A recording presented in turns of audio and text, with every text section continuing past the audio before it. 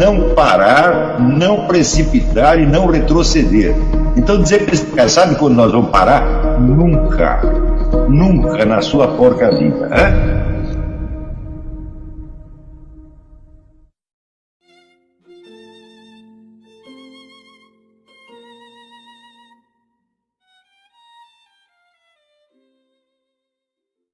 E o escroto não está imaginando aqui. E eu acho que o fato dele não ter se aprofundado nesse ponto é, vamos dizer, uma das deficiências da análise dele.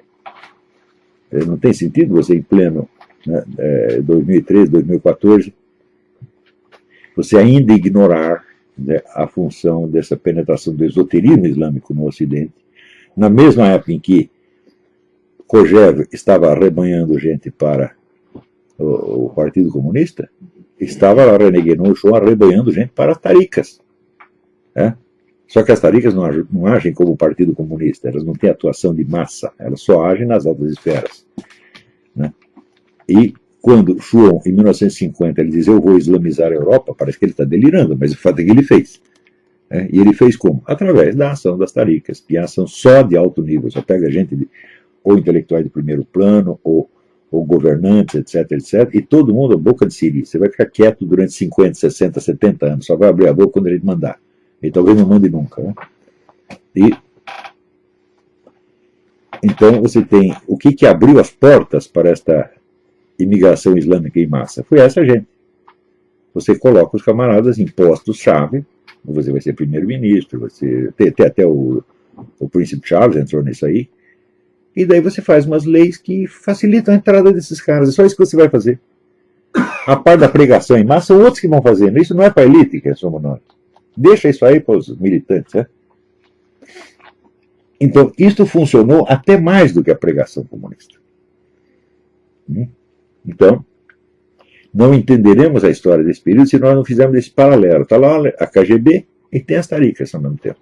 Então, seria a concorrência do esquema soviético-chinês com o esquema islâmico. E o esquema islâmico está ganhando. Né? Então, é a minha teoria dos 3 blocos globalistas. Né?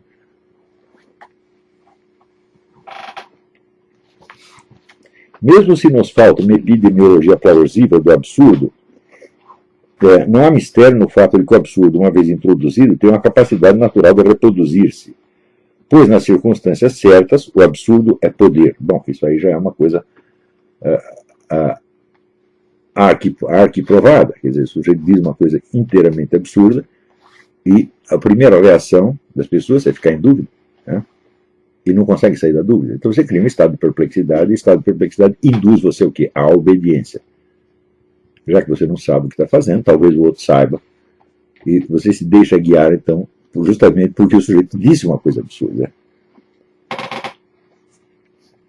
Nas décadas que se seguiram ao seu nascimento, a metaliteratura de 1968 foi aceita em todo o mundo acadêmico de fala inglesa, não como uma fonte de conhecimento, mas como uma arma política. Aqui chegou na parte mais interessante. Né? Obras como L'Anti-Édipe e Dissémination de Derrida tomaram o lugar que na tradição alquímica era ocupado pelos livros de encantamentos.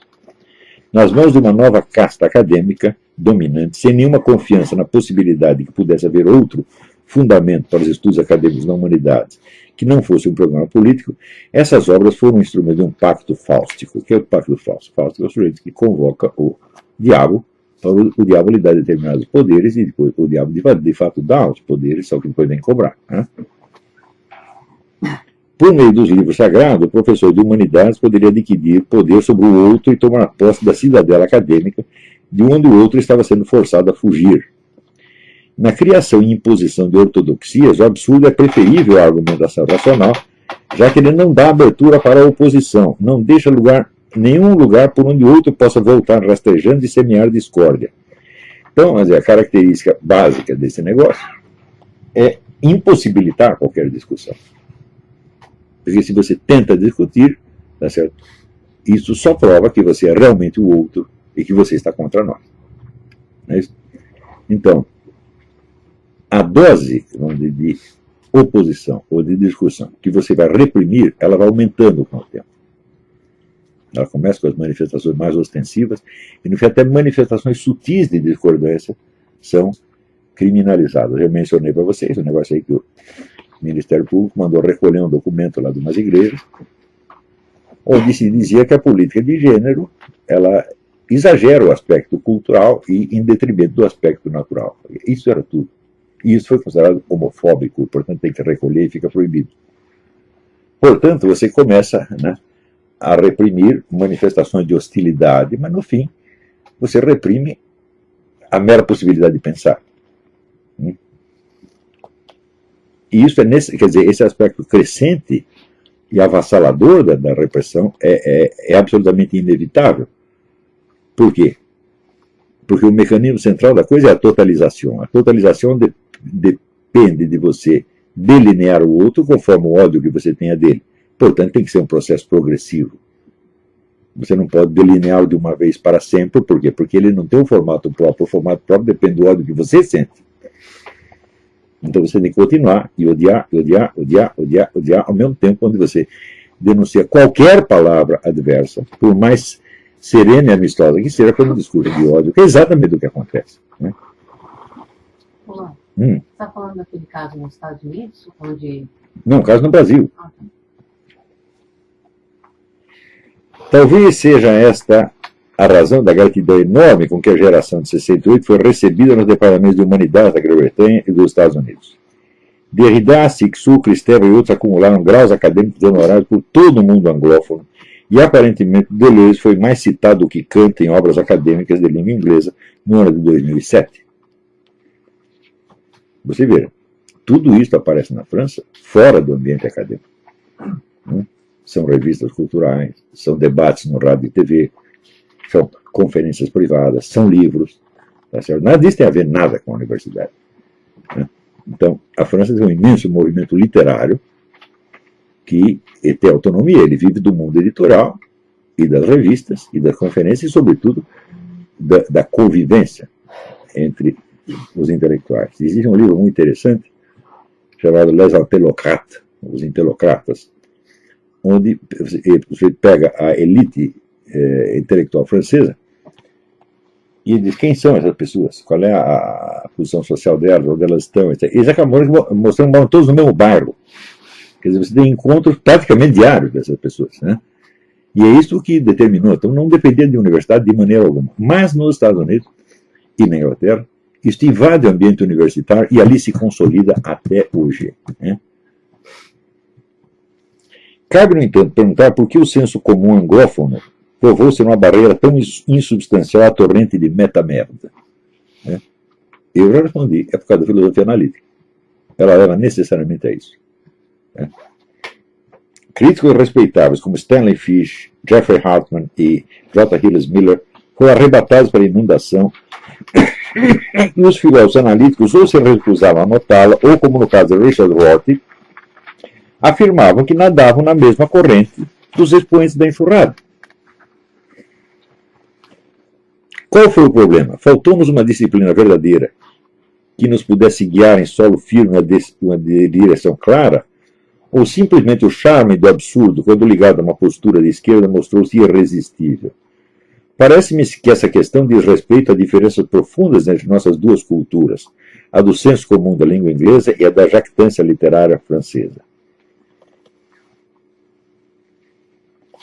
Muito bem, eu acho que nós temos que parar por aqui, porque amanhã vamos entrar num outro patamar.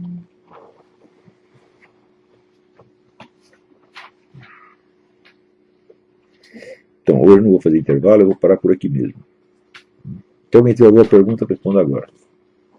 Diga. Pode expandir um pouco mais a ideia do outro? Porque associada, primeiro, amar o outro como a si mesmo, o reconhecimento do outro no fim em si. E eu li uma coisa, por isso estou tentando ainda colocar os meus pensamentos em ordem, mas os que estão falando sobre a homossexualidade, porque a perversão sexual, o homossexualismo, ela se dá quando você vê o corpo do outro na sua mesma categoria.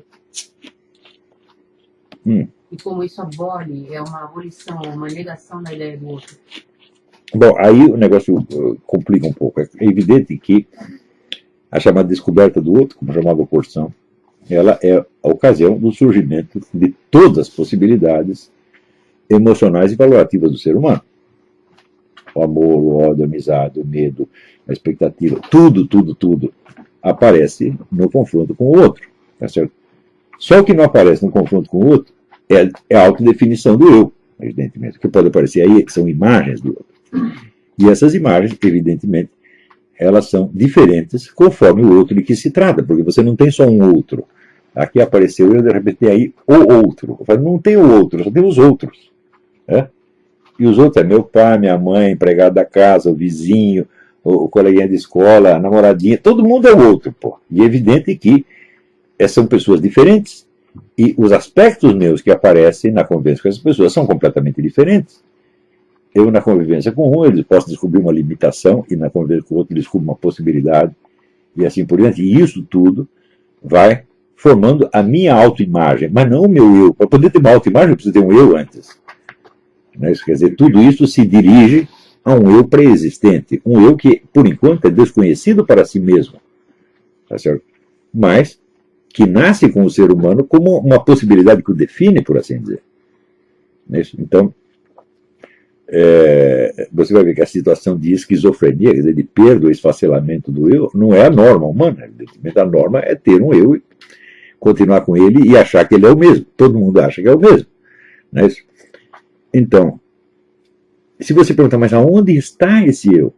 Ele está no seu corpo, ele está na imagem? Ele não está em lugar nenhum. Você não consegue localizá-lo, e no entanto ele sempre esteve aí.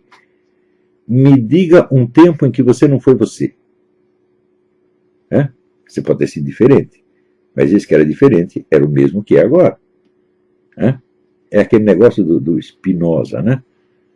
Ele diz, nós sentimos e experimentamos que somos eternos. Eu digo, bom, não precisa nem chegar na eternidade, mas eu sinto e experimento que eu sou eu mesmo, desde que eu nasci até agora.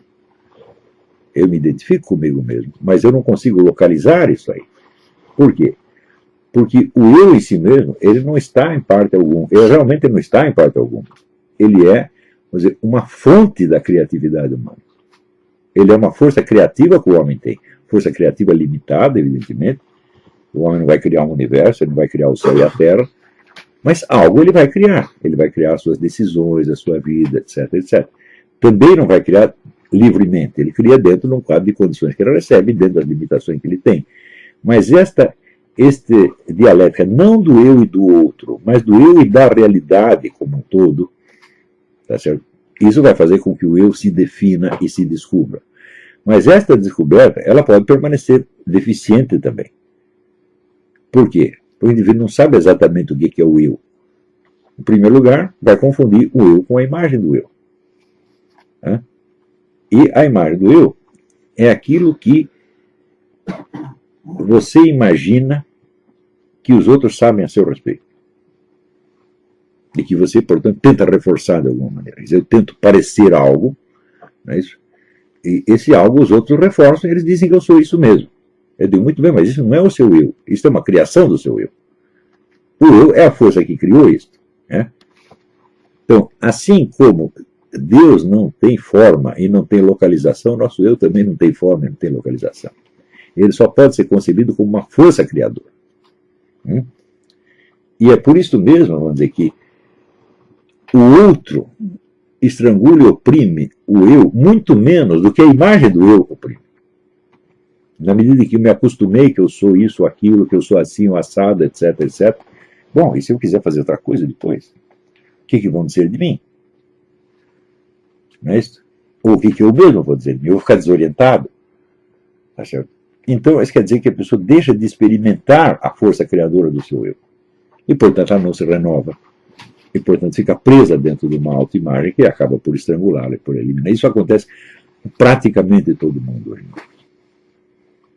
As pessoas que têm uma noção de si mesmos como um elemento informal, não formal, não localizável, que é pura criatividade, não criatividade ilimitada, ao contrário, criatividade limitada, mas nem por isso deixa de ser criatividade,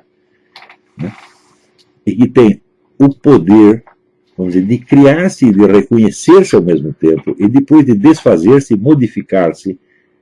Eu digo, olha, essa é uma das experiências humanas mais maravilhosas que existe. E, no entanto, a maior parte das pessoas acaba sendo privada dela. Por quê? Por causa da imagem do eu, e não por causa do outro. O outro que te oprime é frequentemente um outro que você imagina, e não o outro de verdade. Não é isso? Se você decidir, por exemplo, bom, eu vou surpreender o outro, eu vou fazer uma coisa que ele não espera que eu faça. Né? Na maior parte dos casos a resposta é positiva. Né? Outra coisa, a imagem do eu, ela tende a buscar a coerência e a estabilidade de um personagem, tal como existem os personagens em literatura. Então você tem que agir de uma maneira coerente com aquilo que foi dado antes. A pergunta é, por quê? Por que eu não posso ter contradições? Por que eu tenho que ser um só, se eu posso ser vários? Esses vários estão todos na minha mão, é tudo criação minha mesmo. Eu faço e desfaço conforme quiser. Tá entendendo? Então, por exemplo, na hora que eu decidi, 30 anos atrás, eu pensava, como é que a gente tem que escrever para a gente falar com os brasileiros, né? Daí você tem que ter, em parte, uma linguagem técnica, filosófica, você tem que ter uma linguagem filosófica, que é literária, que seja forte e elegante, mas ao mesmo tempo, tá certo? Você tem que usar elementos da linguagem que as pessoas falam todos os dias. Não é isso? Então você pode misturar, digamos assim, Aristóteles, Shakespeare e Alborguete. Não dá para misturar. Eu faço isso. Tem gente que fica desorientado. O problema é seu, porque está desorientado é você, não eu. Eu estou fazendo exatamente aquilo que eu quero fazer. Todo mundo pode fazer isso na sua vida, não necessariamente na criação literária, mas na sua vida. Você pode sempre surpreender as pessoas. Você não é obrigado a ser o que elas pensam que você é. Você pode mostrar que você, às vezes é melhor, às vezes é pior do que elas pensavam. Então, bom, o grande problema não é o outro. O problema é o nosso materialismo de nos apegar a esta imagem do eu. E esta imagem do eu é exatamente o que se chama na Bíblia a carne. A carne faz de mim o centro de tudo. É isso? E me prende naquilo que parece ser do meu interesse, num certo momento. A carne não tem nada a ver com sexo, meu Deus do céu. A carne é a sua identidade física. Está entendendo? Agora, o eu verdadeiro, ele transcende infinitamente a imagem física. Você olhando uma pessoa, você pode descobrir algo dela, mas não tudo. Ela pode ter um mistério, ela pode ter um coelho na cartola. Ela pode ser melhor do que está imaginando, pode ser pior. Sempre tudo. Quer dizer, a liberdade criadora do eu, ela existe. Claro. Ela é limitada por quê? Porque você só está criando uma coisa, que é você mesmo, a sua história. Você não está criando o mundo, você não pode criar um gato, na verdade. Você não pode criar um sapo, não pode criar uma pedra. Mas tem algo que nós podemos criar, que é a nossa história. Então, o Luiz Lavelli tem páginas maravilhosas sobre esta autocriação e autoconhecimento, porque na medida que você se cria, você descobre a sua potencialidade criadora, e essa potencialidade criadora é sua. Então você fica se conhecendo exatamente o que você está se criando. Quer dizer, eu sei que eu posso fazer tal coisa, eu sei que eu tenho o poder de fazer tal coisa porque eu fiz. Eu não tenho que provar que sou capaz de fazer aquilo que eu já fiz. Está entendendo? E este eu, ela é uma fonte de poder absolutamente extraordinária, e todo ser humano tem. E eles não usam por quê? Por causa do outro. Falam, mas como é que o outro pode te impedir? O outro não está dentro de você para te impedir, só você que pode te impedir. Essa é uma auto-hipnose, na qual o outro, coitado, é o bode expiatório. Não é isso? Então, quem me impediu de fazer tal ou qual coisa? Falo, bom, o que me impediu foi aquilo que eu imaginava que o outro iria responder ao que eu fiz, mas eu não perguntei para ele. Não é isso?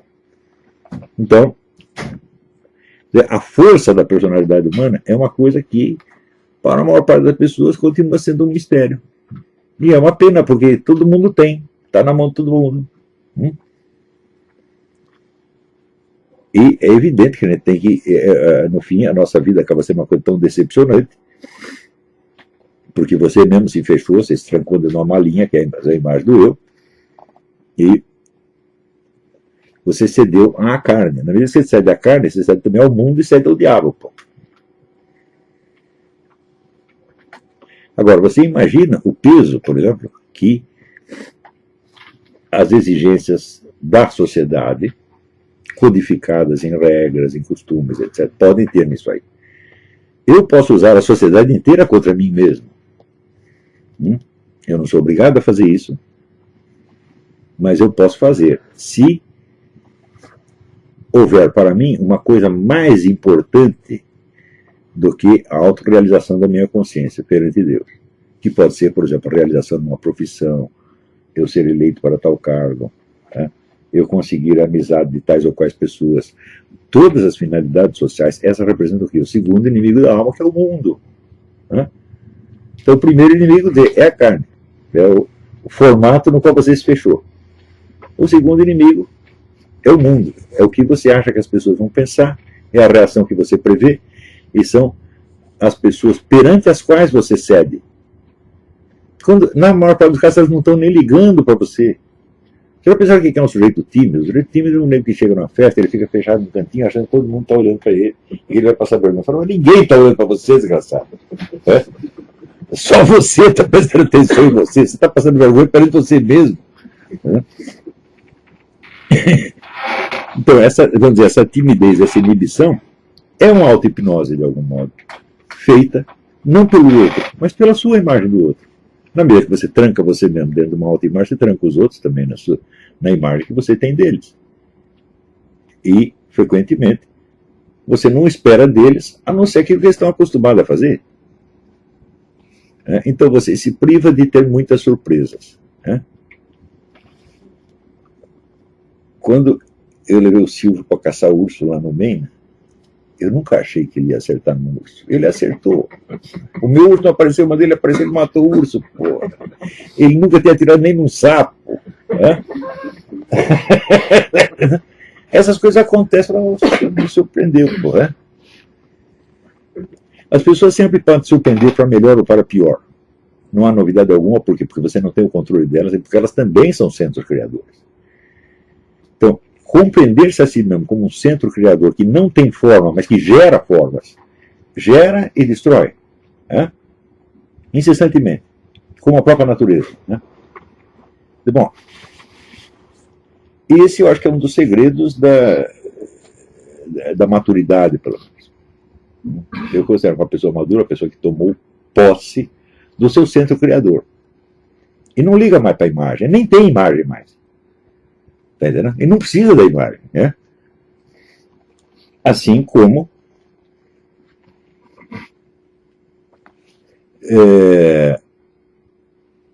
não é que não tem imagem, né? Ela tem a imagem, mas isso não é assunto para ela. Ela não está. Você troca de imagem. Ela não está prestando atenção nisso, ela está prestando atenção em outra coisa. Claro, olha, para mim aconteceu que aos 43 anos, um dia eu estava fazendo a barba, eu olhei no espelho, e eu disse, pô, eu já sei tudo a meu respeito. Né?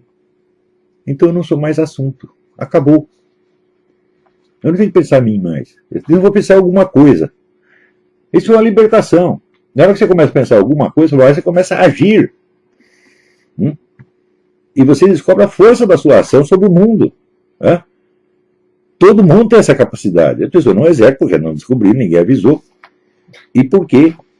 Esses intelectuais, professores, em vez de estudar alguma coisa que presta, ficam com essa bobagem, porra. Já pensou se você tivesse milhares de pessoas ajudando você a descobrir sua força criadora? Que maravilha que seria. Mas se você leu o Louis Lavelle, nossa, o Louis Lavelle te liberta realmente. E aí, pessoal, tranquilo? Então, se inscreva no canal, compartilhe, comente, ajude nosso canal. Os links estão na descrição do vídeo. Você pode participar pelo Apoie-se, pela vaquinha. Qualquer forma de ajuda será muito bem-vinda. Pode curtir, comentar e compartilhar também para ajudar nosso canal. Quem quiser seguir a gente nas redes sociais, estão todas aí na descrição do vídeo. Muito obrigado, sempre com Deus, pátria, família e liberdade. Tamo junto, forte abraço.